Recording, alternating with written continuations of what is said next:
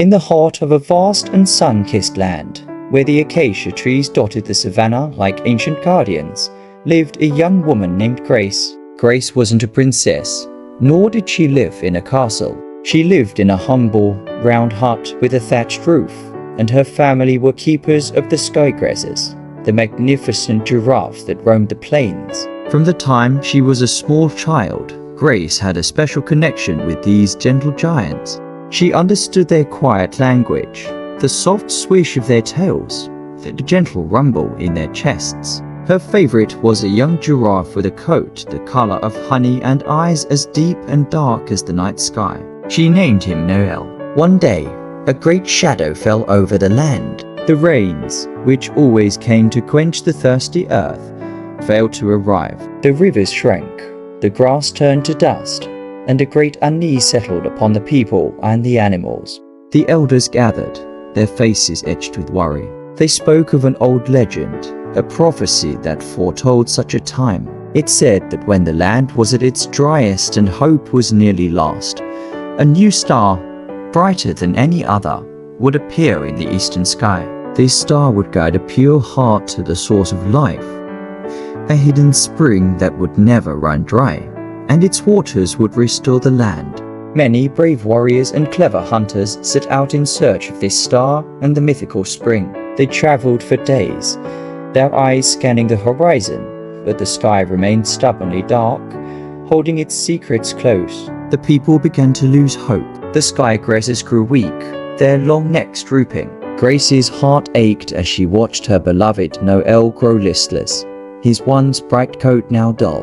One evening, as twilight painted the sky in shades of orange and purple, Grace sat with Noel, resting her head against his sturdy leg. She hummed a soft, wordless tune, a song of comfort she had learned from the whispering wind. As her voice floated on the still air, a tiny flicker of light appeared in the darkening east. It was small at first, like a distant firefly, but it grew steadily, pulsing with a gentle, silvery light. It was a star unlike any she had ever seen. It shone not with a harsh glare, but with a warm, inviting glow that seemed to sing a song of its own, a song of hope. Her heart leaped. This was it, the star from the prophecy. She knew, with a certainty that settled deep in her soul, that she had to follow it. She looked at Noel. He too was staring at the star, his large eyes reflecting its light. He let out a low rumble, a sound of agreement, and nudged her gently with his head.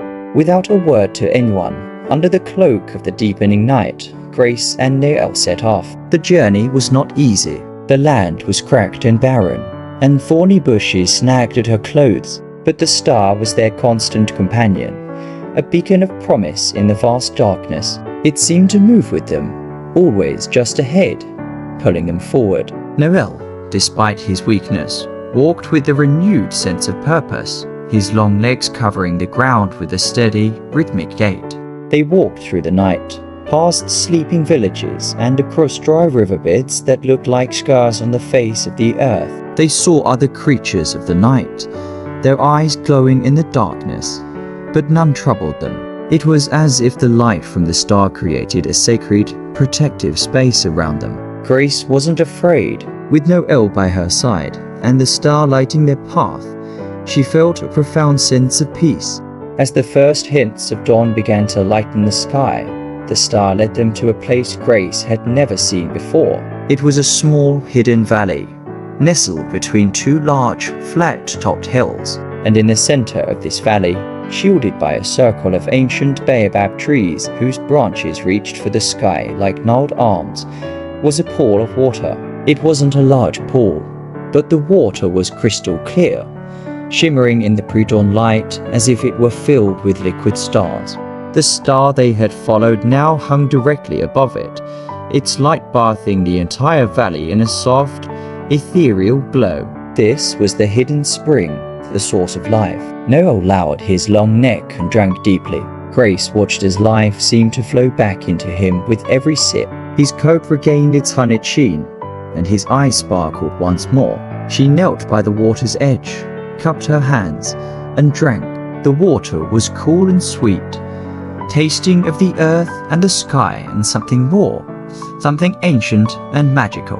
It quenched not just her thirst, but a deeper thirst in her soul. As the sun rose, casting its golden rays across the savannah, a miracle began to happen. From the spot where they stood, life began to spread outwards. The dry earth drank in the magic of the spring, and tiny green shoots pushed their way through the cracks.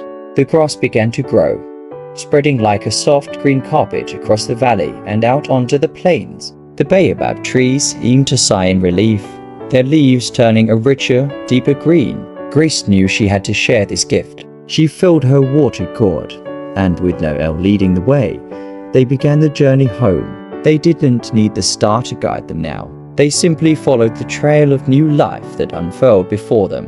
When they arrived back at their village, the people stared in amazement. They saw the path of green that followed Grace and Noel, a vibrant ribbon of life winding through the desolate land. They saw the water in her gourd, which seemed to glow with an inner light. Grace poured the water onto the ground at the center of the village, and from that spot, the miracle spread. The village well, which had been nearly dry, began to fill with fresh, clean water. The parched fields drank it in, and the promise of a harvest was reborn. News of the miracle spread like a wildfire on the wind. People from all over the land came to see the spring, to drink its life-giving water, and to witness the land's rebirth. Grace became not a queen, but a hero of the people. They called her the Star Follower, the one whose pure heart and deep love for all living things had saved them. And what of the star? As the land healed and the rains returned, the star began to fade,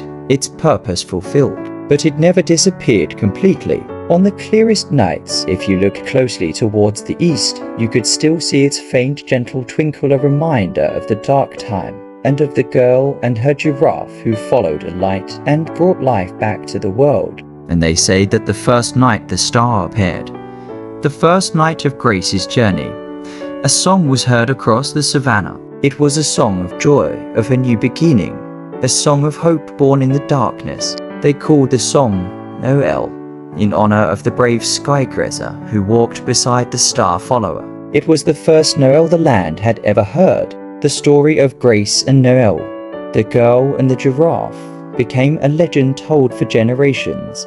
A story of how even in the bleakest of times, hope can be found by following a light, and how the purest love can perform the greatest miracles. If you have ever heard or sung the carol that tells a similar story of a wondrous star and a blessed night, please join me in singing it now. The first Noel.